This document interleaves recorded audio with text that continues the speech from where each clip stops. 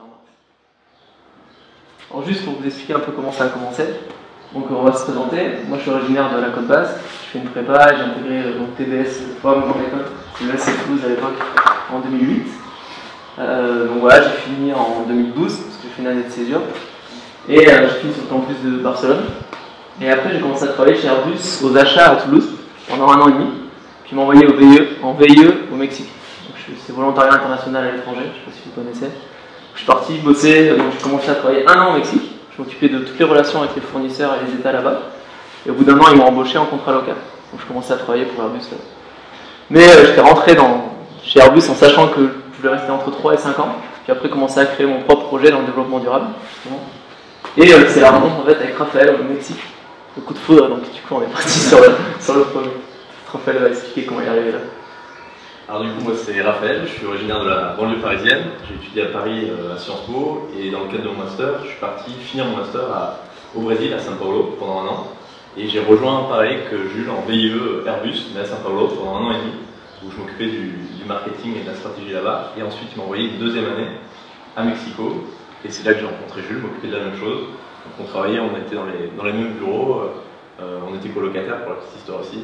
Et on avait tous les deux envie de se lancer dans un projet lié au développement durable. Et moi, en fait, ce qui m'a donné cette envie d'entreprendre, c'est un cours à Sciences Po sur l'entrepreneuriat, et notamment sur l'entrepreneuriat social. Est-ce que vous savez ce que c'est l'entrepreneuriat social? Ça vous dit quelque chose? Pas une idée? Alors, l'objectif, en fait, contrairement à un entrepreneur classique, l'entrepreneur social, son objectif, c'est, avant la maximisation des profits, c'est de résoudre un problème, soit social, soit environnemental. Et dans ce cours, on faisait venir des entrepreneurs qui nous présentaient leurs projets. Et il y a plusieurs entrepreneurs qui agissaient dans le domaine du développement durable, qui m'ont fait m'intéresser à cette thématique, qui m'ont donné envie de partir découvrir un peu autour du monde les projets liés à l'entrepreneuriat durable. Et en rencontrant Jules, on a commencé à voir quelles problématiques liées au développement durable étaient justement pressantes. Et on s'est penché sur la question des déchets. Et après avoir présenté le projet à plusieurs entreprises, sur la problématique de l'économie circulaire. Mais pour bien comprendre l'économie circulaire, je pense qu'on va parler de 2 concepts un petit peu clés avant, parce que ça va vous permettre de bien saisir ce que c'est que l'économie circulaire. Surtout de comprendre en fait on s'est penché sur un problème, à la base c'était les déchets et les ressources, puis voir un peu comment on est parti sur l'économie circulaire. Alors juste peut-être pour commencer. Alors le premier, en fait l'économie circulaire c'est une solution qui répond à 2 problématiques. La première problématique, c'est l'épuisement des ressources naturelles. Est-ce que vous avez déjà entendu parler de l'overshoot day, le jour du dépassement? Ça vous dit quelque chose?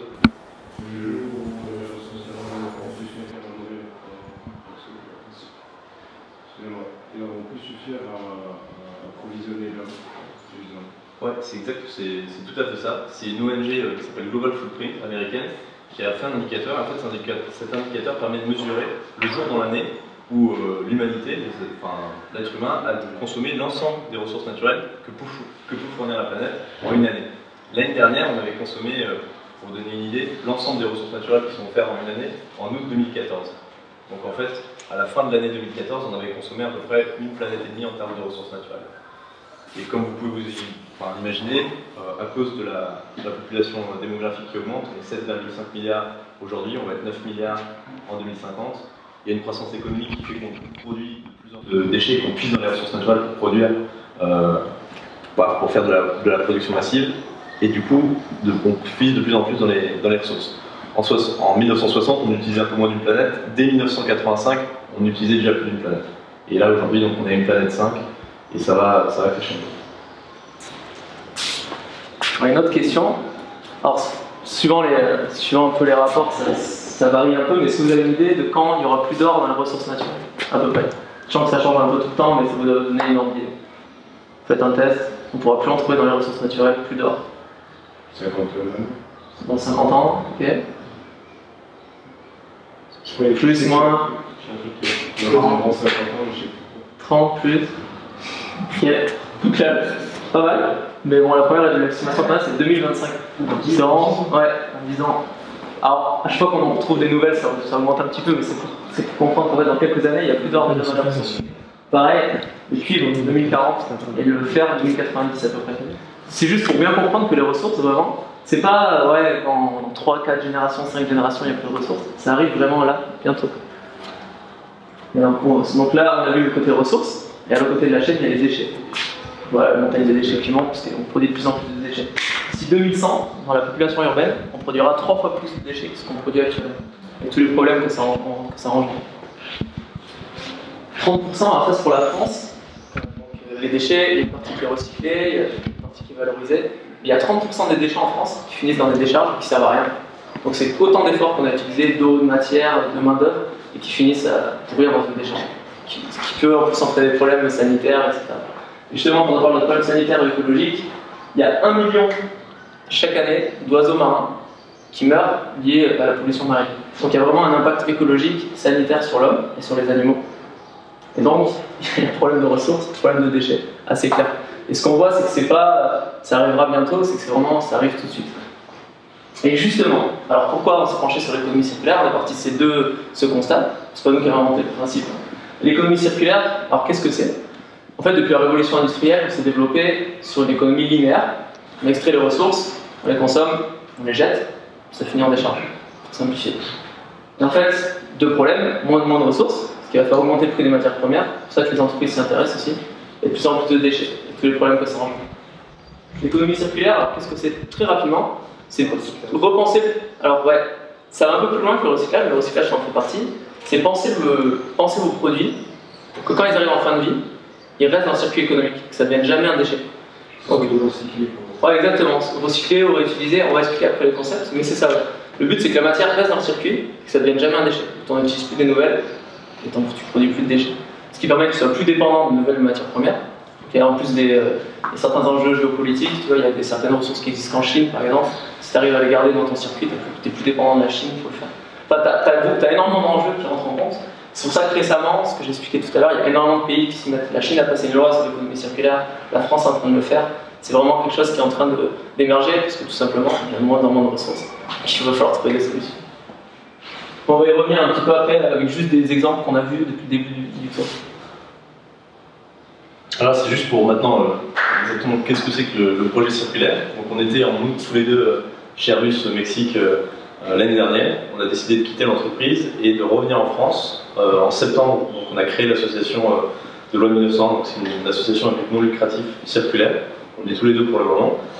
Et donc l'idée, c'est de partir, on a commencé en mars. En fait, de septembre à mars dernier, on était en France pour présenter le projet aux entreprises, pour essayer de lever des fonds. Parce que ça a quand même un coût, ce projet, on va revenir dessus après. Et on est parti en mars, et l'idée c'est de partir dans 22 pays pendant 17 mois, et dans chaque pays, rencontrer 5 entrepreneurs, 5 entreprises qui font de l'économie circulaire. Et donc là, depuis mars, on a fait l'Europe du Nord, on a lancé notre événement à Londres, on a fait ensuite la Belgique, les Pays-Bas, l'Allemagne, le Danemark. Là on est descendu au Maroc, on repasse par l'Espagne et le Portugal. Et je vous montre le reste du trajet. Alors ça c'est voilà, on part d'Europe. On va voir comme ça. Hop. Ça fait moins pour tout le monde. Hein? Voilà. Ça fait bien pour tout le monde. Ah oui, c'est beau. C'est l'objectif. Bravo. Et en fait, comment on a sélectionné ces pays sous 3 filtres différents. Le premier c'était qu'on voulait voir les différences de dynamisme entre pays développés et pays émergents. Généralement dans les pays développés il y a beaucoup d'innovation, dans les pays émergents c'est vraiment des modèles intelligents qui utilisent avec peu de choses, qui arrivent à récupérer, à réutiliser, à recycler les matériaux. Le deuxième filtre, c'est par région, pour voir ce qui se fait en Europe, en Afrique, au Moyen-Orient, en Asie et dans les Amériques. Et finalement, le troisième filtre, c'est stabilité politique et dynamisme économique, pour que puissent naître des projets d'économie circulaire. Parce que dans certains pays, l'économie circulaire, c'est pas la priorité, il y a d'autres priorités. L'éducation, l'alimentation. S'il vous plaît. Oui, bien sûr. En Europe, vous avez cité certains pays. Oui. Pourquoi vous n'êtes pas allé en Suède, qui sont des pays avancés au niveau du recyclage, au niveau du traitement des déchets? Alors, c'est une très bonne question. L'idée de l'une des valeurs ajoutées du projet, c'est ce qu'on voulait faire avec lui, c'était mettre en avant des initiatives encore peu connues. Et en fait, ce qui se fait en Europe, c'est déjà assez connu. Nous, vraiment, l'objectif premier, c'est d'aller découvrir des projets qui sont encore peu connus dans des régions où on ne pense pas forcément qu'il y ait de l'économie circulaire qui soit mise en place. Je pense qu'une des réponses, c'est le coût aussi. Parce que donc on a un budget, et donc comme disait Raphaël, on a plus de valeur ajoutée dans les pays émergents. Sachant que les Pays-Bas et le Danemark sont très avancés en économie circulaire. Du coup, on voulait aller voir des modèles. C'était moins cher d'aller aux Pays-Bas ou au Danemark. C'est ce qu'on a fait, on n'est pas monté Mais c'était, à mon avis, c'était très intéressant. Et justement, c'est une très bonne transition. Quels sont nos objectifs? Donc on a voulu essayer, en fait, juste vous expliquer la démarche du projet. Quand on était au Mexique, donc on travaillait chez Airbus, on commençait à travailler sur le projet, essayer de voir comment on peut être intéressant, faire quelque chose d'utile, donc comment on allait intéresser les entreprises pour qu'elles financent le projet. En fait, une des principales choses qu'on s'est rendu compte, c'est en échangeant avec différents experts depuis le Mexique, des Skype le matin, etc. On a vu qu'on commençait à connaître ce qui se faisait dans les pays justement européens, États-Unis, mais aucune idée de ce qui se faisait dans les pays émergents. Donc au Mexique, on a vu des projets super intéressants, comme un projet qui utilisait les déchets plastiques d'une ville, la deuxième plus grosse ville du Mexique, pour faire des maisons en plastique qui vendaient en plus à 5 000 $, donc qui permettaient en plus l'accès au logement des personnes issues de milieux plus modestes. On s'est dit, il y a des projets vraiment intéressants dans les pays émergents, mais personne ne les connaît. Personne ne les connaît. Ce serait intéressant d'aller voir sur le terrain ce qui se passe. Oups. Le premier objectif, c'est justement aller sur le terrain et trouver les projets. On a un ou deux projets identifiés en amont, et le reste, en fait, par exemple, on va l'expliquer après, mais on allait voir un projet à Casablanca, on rencontre, et il fait ah mais tiens, tu devrais aller voir lui aussi, parce que c'est super ce qu'il fait, c'est comme ça qu'on trouve les projets sur place. Une fois qu'on les a identifiés, on les visite, on comprend leurs problématiques d'entrepreneurs, et on essaye de les mettre en contact, parce que souvent ils ont des challenges communs, on pourrait mettre en contact un projet marocain, un projet indien, qui ont intérêt à discuter. Et le dernier objectif, c'est un aspect plus de communication. Ce qu'on fait, on essaie de communiquer le plus possible sur l'économie circulaire, notamment au sein de l'université. On l'a fait en Angleterre, aux Pays-Bas, là c'est le Maroc, en France aussi c'est le 4e pays. On est ravis d'être là d'ailleurs, merci. Et parce qu'en fait le consommateur a son rôle à jouer dans la chaîne de l'économie circulaire, par sa perception, par la façon dont il consomme, par ce qu'il va consommer. Et juste, on fait ça en fait très rapidement, on a une agence de communication, donc une agence de presse en France qui s'occupe de notre relation avec la presse. On utilise des réseaux sociaux, vous pouvez aller voir, on a Facebook, Instagram, YouTube, etc. Twitter, et notre site internet. Voilà. Pour la production, qu'est-ce qu'on fait concrètement par pays? En fait, on sélectionne sur les 5 initiatives qu'on a vues, une à deux initiatives pour écrire un article qui est ensuite relayé par nos partenaires médias pour faire connaître un peu l'initiative. Et on fait des reportages vidéo par pays de 3 minutes pour présenter rapidement ce qui se fait en économie circulaire dans le pays et un zoom sur une initiative qui nous a beaucoup plu. On va vous parler notamment d'une initiative après sur laquelle on a fait un focus en Europe du Nord. Alors, vous vous demandez sans doute combien ça coûte de voyager et comment on a pu financer tout ça. Et ben ça c'est l'ensemble des partenaires qui ont permis de rendre ce voyage et ce projet possible. Ça n'a pas été très facile, mais voilà, un conseil c'est s'accrocher. Au début, quand on est arrivé en septembre, on a présenté le projet aux entreprises, ils nous ont regardé les premiers, ils nous ont regardé avec un sourire, ils se sont dit 2 jeunes qui ont envie de faire le tour du monde, ils surfent sur la vague développement durable, et voilà.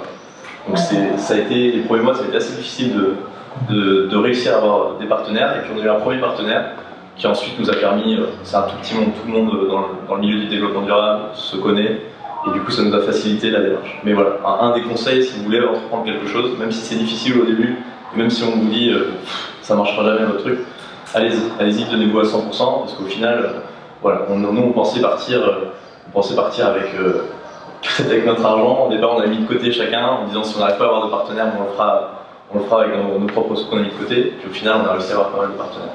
Et pour vous donner une idée du budget, sur les 2 ans on a essayé de lever 90 000 €, on a levé 75 000 € jusqu'à aujourd'hui, il nous reste encore un petit peu à lever, et voilà, c'est plutôt une réussite.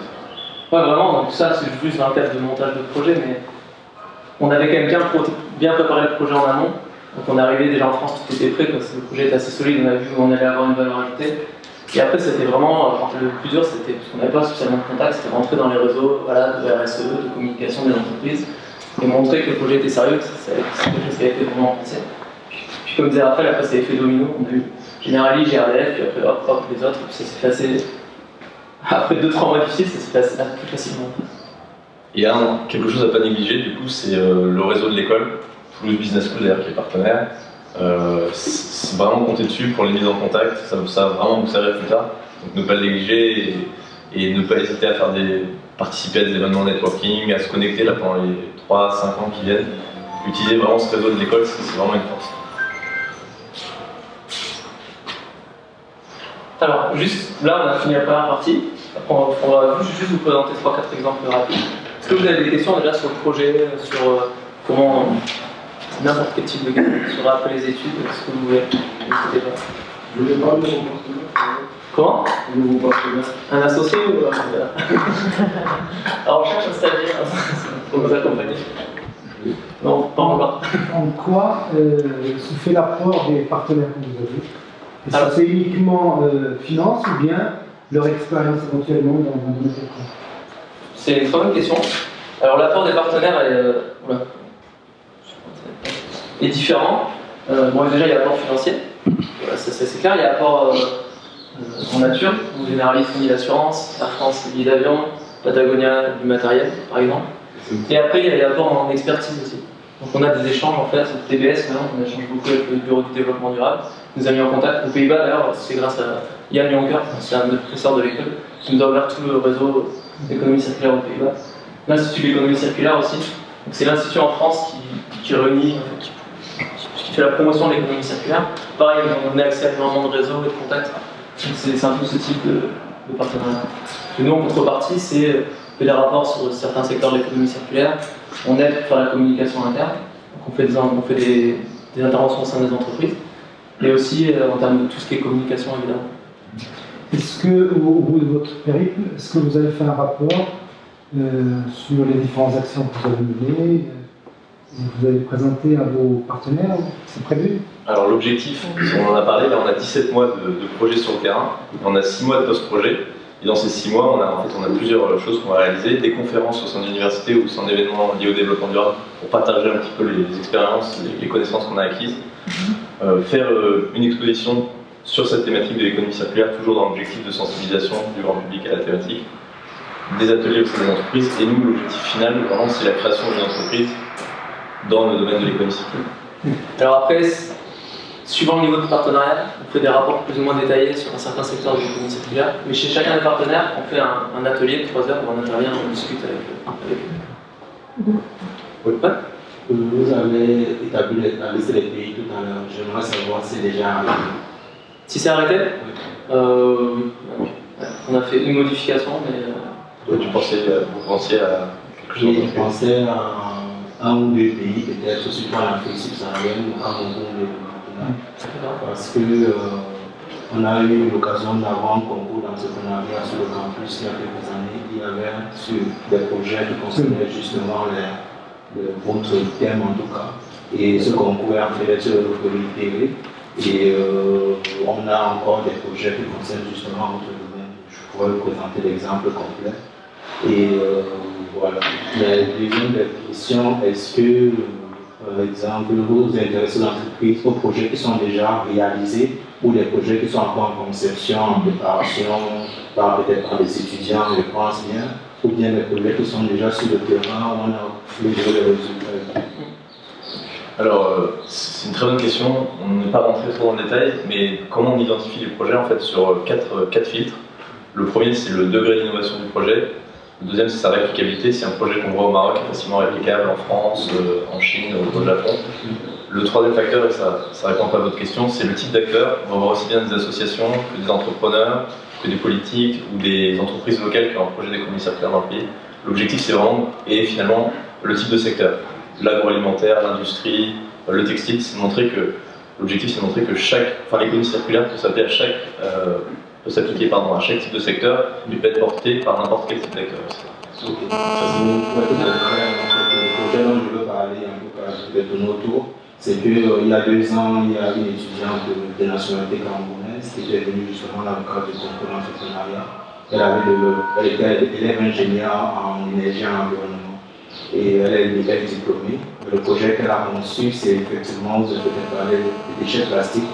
Et elle a eu à travailler dessus pour partir des déchets plastiques et construire un matériau de construction très utile en Afrique, qui est la toiture. Le projet, effectivement, est encore en incubation dans son école où on a préparé, donc c'est pas encore sur le terrain, justement. Mais le business plan, je dirais, a été présenté de manière parfaite.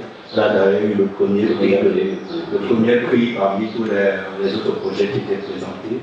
Aujourd'hui, elle est au Cameroun, justement, c'est pourquoi je me demandais si les pays sont arrêtés, parce qu'elle est déjà là-bas, elle a fini ses études, Et elle va démarrer une entreprise parce qu'elle a été sélectionnée justement pour le financement peut-être comme vous. Donc, on a son contact, on la connaît bien. Effectivement, si par hasard passer à côté du Cameroun, on pourra vous donner son contact justement et vous mettre en relation, puisque apparemment c'est l'une de nos objectifs. On a encore le plan à faire quelque part. Je sais pas si... Oui, on a toujours, oui, normalement. Là, si vous voulez avoir plus de détails sur le projet, justement, on a toujours le temps d'aller quelque part. Quel est le projet qui a attiré votre attention au Maroc? Quel est le projet que vous avez déjà vu? Alors au Maroc, on va expliquer après. En fait, juste là, on va expliquer 4 projets qu'on a vus. Moi, avant de parler du Maroc, je voulais savoir quelle est votre démarche. Vous avez choisi un certain nombre de pays.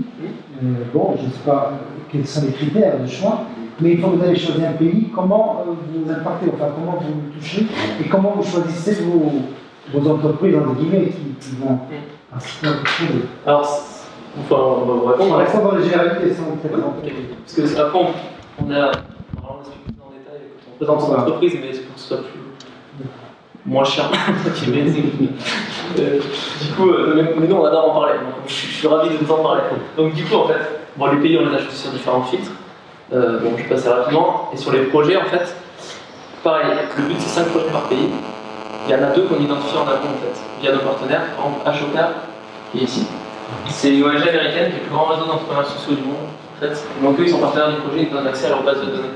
En fait, notamment, ça peut être, pour le Maroc par exemple, on n'a pas utilisé Ashoka, mais ça dépend des pays. Mais le but c'est d'avoir au moins 2 projets en amont. Une fois qu'on arrive dans le pays, en fait, avoir ces 2 projets qui sont solides, suivant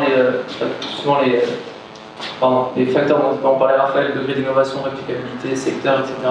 On a ces 2 projets, on les visite, on comprend, on fait notre démarche, et eux nous recommandent des projets locaux en fait. Donc on a des portes d'entrée comme ça dans les pays, ce qui nous permet d'intégrer en fait l'entrepreneuriat local.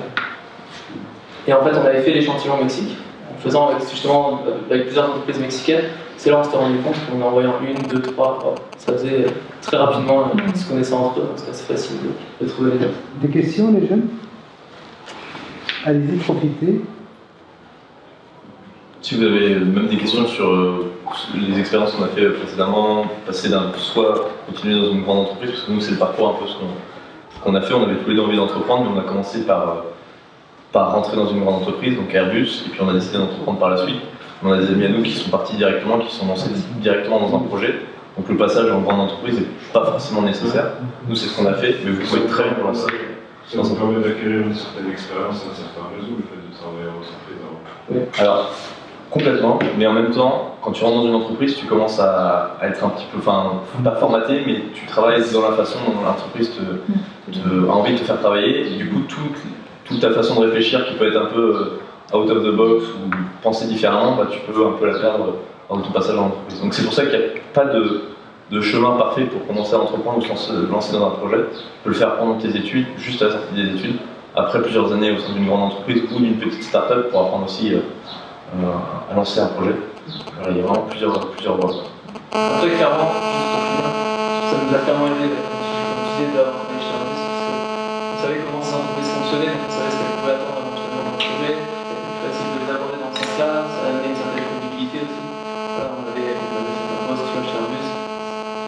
Comme disait Raphaël, il n'y a pas de bonne méthode, mais en tout cas la note, je pense que le fait d'avoir travaillé chez Airbus, pour la façon dont on a tourné ça, après il y a moyen de tourner de plein de façons, ça nous a clairement aidé. Et pourquoi là je ne vois pas le logo d'Airbus? Ça c'est un regard que vous leur demandiez. Non, alors bon, Airbus, c'est pour l'histoire. Vous les avez abordés? Oui, bien sûr, oui. Ça a été les premiers dans notre. Ils ont refusé. Ils ont dit oui et après la fondation a dit non. Non? Ils ont dit oui et après ils ont dit plus tard. D'accord. Ouais. On a un peu les boules d'ailleurs. Mais... C'est dommage, c'est dommage. Oui, c'est dommage.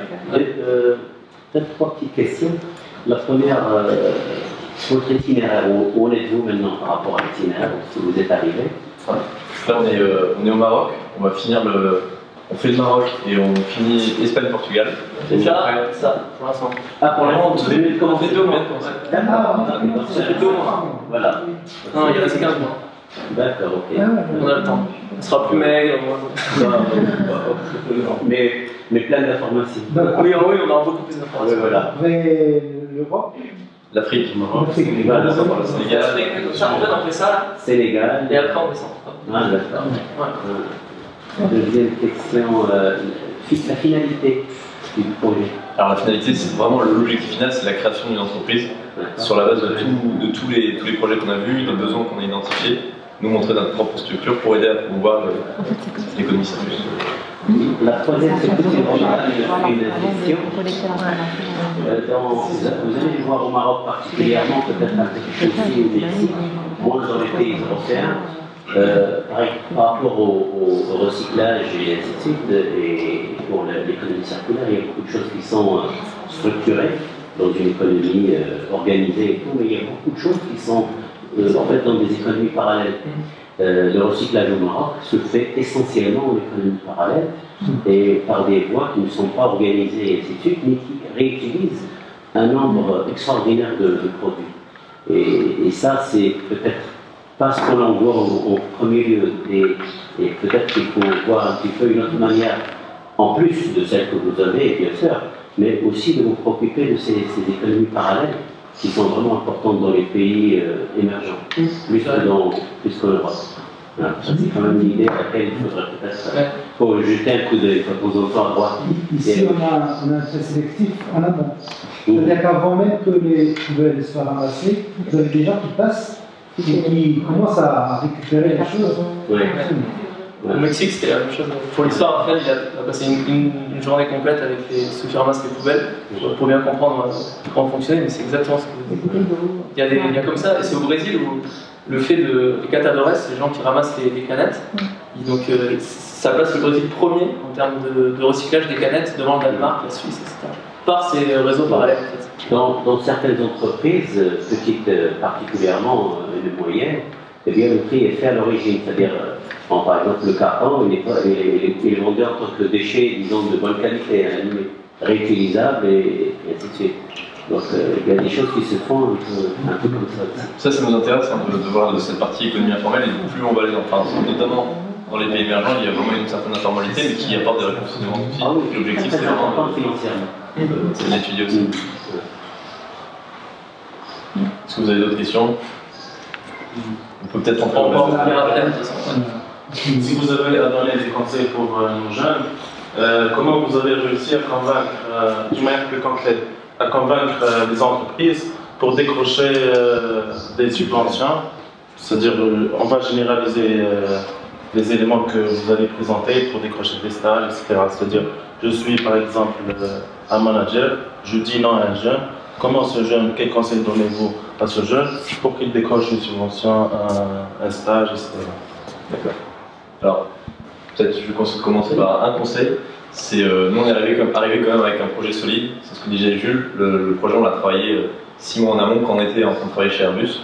Donc on connaissait bien notre sujet. Et ça, l'air de rien, quand on a un interlocuteur, il sait tout de suite si on connaît le sujet ou si voilà, on connaît le sujet mais de façon voilà, vaguement, et surtout bien connaître les besoins de l'entreprise et comment notre projet, ou dans le cas d'un stage, notre profil, peut avoir une certaine valeur ajoutée pour cette entreprise. Donc ça demande d'aller se renseigner sur l'entreprise, soit sur le site, soit appeler directement l'entreprise, et voir comment vous pouvez ramener une certaine valeur ajoutée à cette entreprise. Ça c'est un conseil. Ouais, très bien. Alors, ce que Raphaël dit, c'était parfait, Raphaël. Donc ouais, c'est bien se préparer pour les entretiens. Donc nous, c'est pas préparer le projet, mais si c'est un stage, c'est pareil. Être prêt à répondre, connaître l'entreprise, ça aide toujours quand même.